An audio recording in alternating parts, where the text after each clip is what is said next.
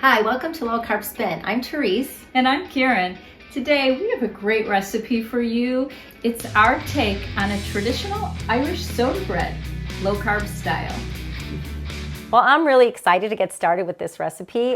Karen came up with this and it is delicious. We have not had soda bread in a while and mostly because of the carbs. So how are we going to get started? We're going to be starting off with some coconut flour, then some whey protein isolate,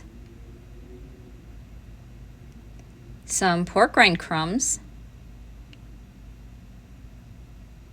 and some acacia powder,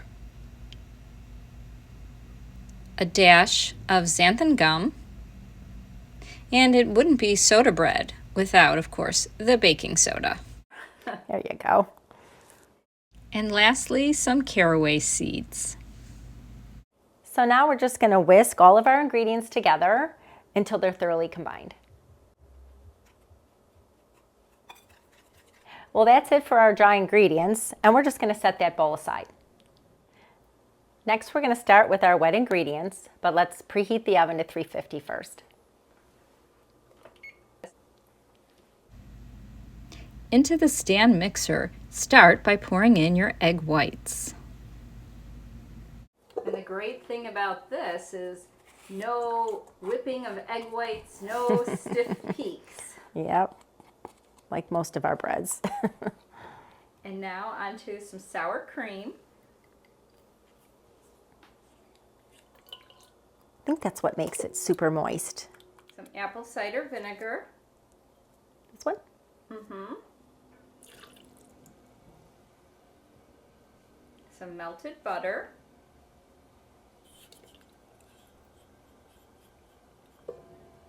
And we have some monk fruit sweetener. And we'll let the KitchenAid do the work. Sounds good. What should we whip it on? Stir? Just a medium speed, just till it gets combined. So now we're going to be adding in our dry ingredients slowly so it all gets combined.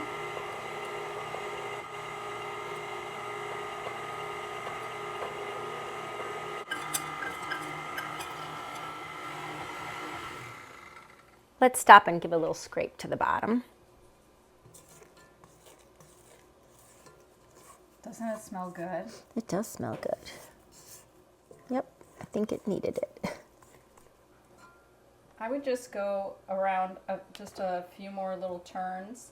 And then the hardest part to this whole recipe is adding in our chopped dates.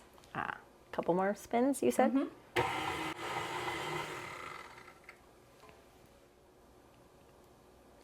So I forgot to tell you how hard it is to separate a Medjool date. They're so sticky, but they're very high in carbs, but they're still low on the glycemic index. So we're going to be using one, and it's just that little bit of extra sweetness that takes this bread over the top. But it is kind of hard to get it into the bowl. Little tricky. I decided that was your job to do. Thanks.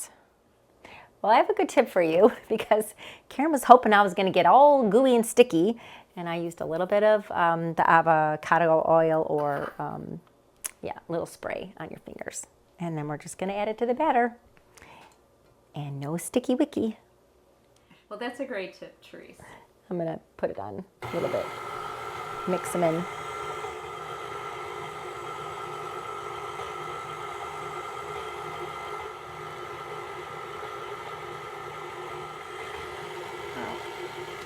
All right. We're just going to scrape off our beater. And the batter is supposed to be very thick and sticky. Super thick. And as that coconut flour sets, it definitely, takes up the moisture of the eggs and it gets even more sticky. Gooey goodness. So we're going to scrape it all into a ball and plop it onto our silicone mat.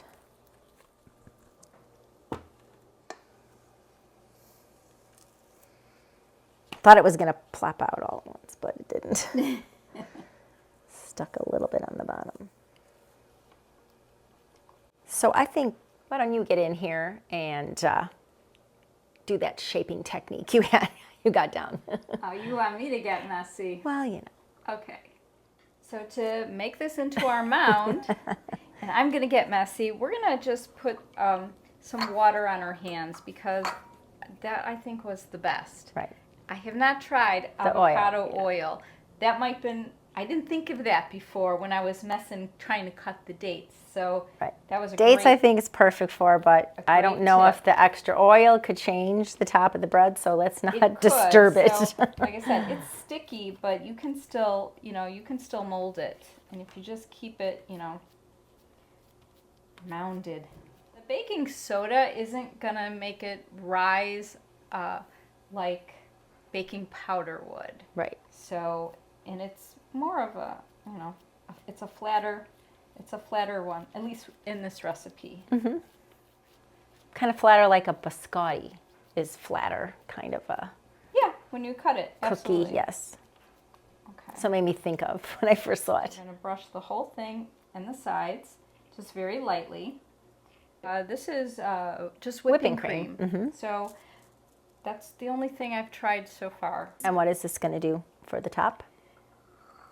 I don't know. I don't know. I think it makes it little brown? a nicer crust. It gives it just gives it more of a finishing, and I'm sure the extra fat keeps in moisture too. Mm-hmm. I don't know the answer. Well, to whatever that you question. did, I enjoyed it thoroughly. I said, let's make another one. And the very last step is we're going to, and this actually is a really good tool. I used a little something else on another loaf that I made. We're going to make a cross shape because in the traditional Irish soda bread, they would put the cross in the top to weed out the evil spirits. Oh, I like that idea. I don't So- want any evil in my bread. No, we want this to cook and be delicious. So no evil. And I'll just add a little of this. It actually helps because the center of the bread also, it's thicker. So by Gives it a making little the air. indentation. So now it goes into that preheated 350-degree oven for about 20 minutes, 22 minutes. Everyone's oven's different, so we'll watch it at the 20. And here we go. Got it. Okay. So let's make sure we put it on the middle rack in the oven.